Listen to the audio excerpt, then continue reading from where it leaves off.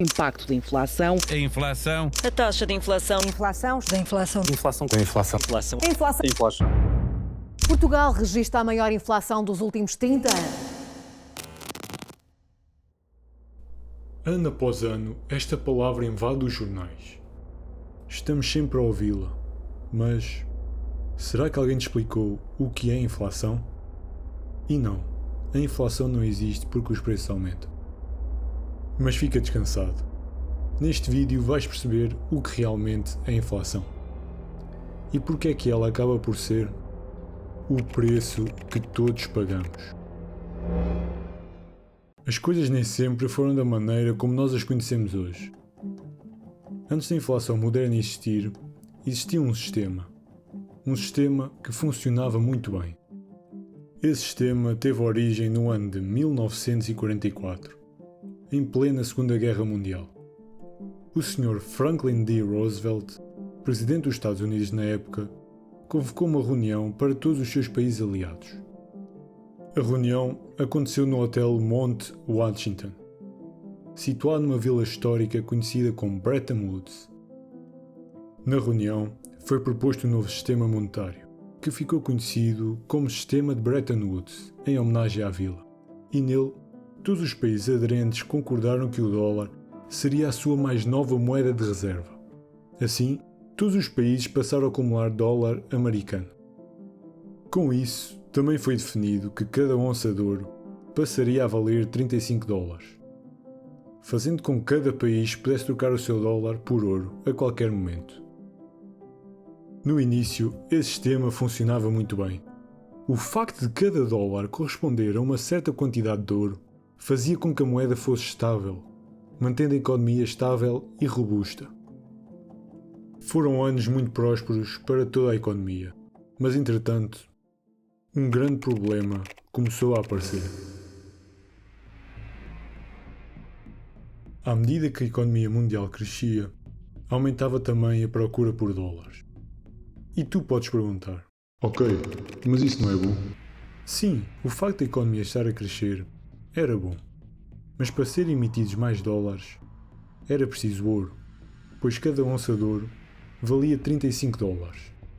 O problema é que não havia ouro suficiente para a quantidade de dólares que estavam a ser impressos, pois havia vários gastos governamentais e guerras para serem financiadas, fazendo com que, aos poucos, começasse a haver mais dólares em circulação que ouro.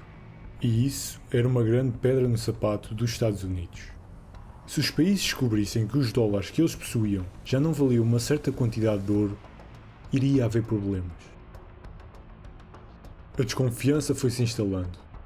O ambiente começou a ficar pesado e tenso entre os países.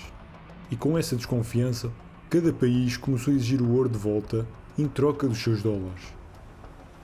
O que aconteceu a seguir foi desesperador.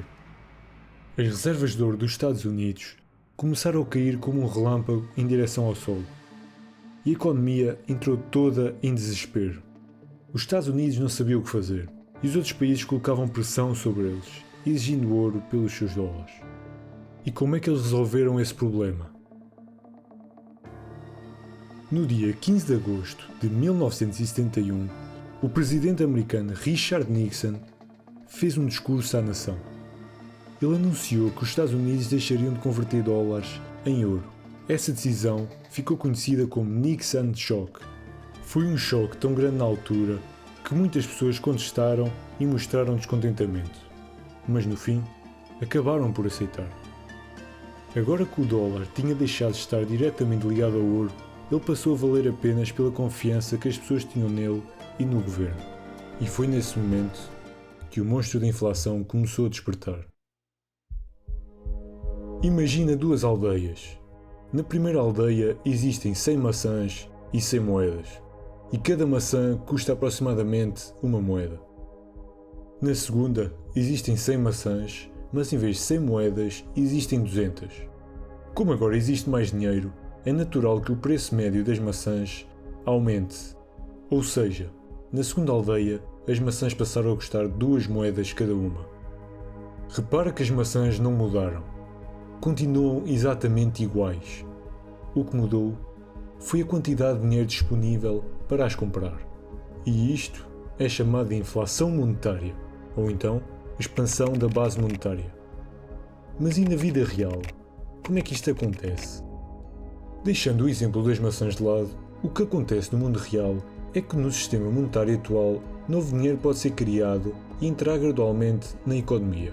Sempre que esse dinheiro entra na economia, pode contribuir para que os preços, ao longo do tempo, subam. E isso por si só não seria um problema se todo o dinheiro impresso fosse distribuído pela população de forma igual. Mas o dinheiro novo não aparece na carteira de toda a gente ao mesmo tempo. E é aí que está o problema. Este problema é conhecido como efeito Cantillon. Na prática, os seus efeitos tornam-se mais visíveis quando entram grandes quantidades de dinheiro na economia. Por exemplo, imagina que tens uma empresa em construção. Ela precisa de um empréstimo para conseguir materiais e pede ao banco e o banco concede-lhe esse empréstimo. A empresa é a primeira a receber esse dinheiro. Como o dinheiro ainda não foi libertado na economia, a economia ainda não sentiu o impacto do mesmo. Com esse dinheiro, a empresa vai lá e compra terrenos, cimento, tijolos, areias e todo o tipo de materiais para construir. Até esse momento, esse dinheiro só existia nas mãos da empresa. Mas quando ela comprou certos bens, começou a inserir esse dinheiro na economia. Quando o dinheiro entrou na economia, os preços começaram a aumentar gradualmente. Eles começaram a aumentar gradualmente para se ajustarem à nova quantidade de dinheiro que tinha sido inserida.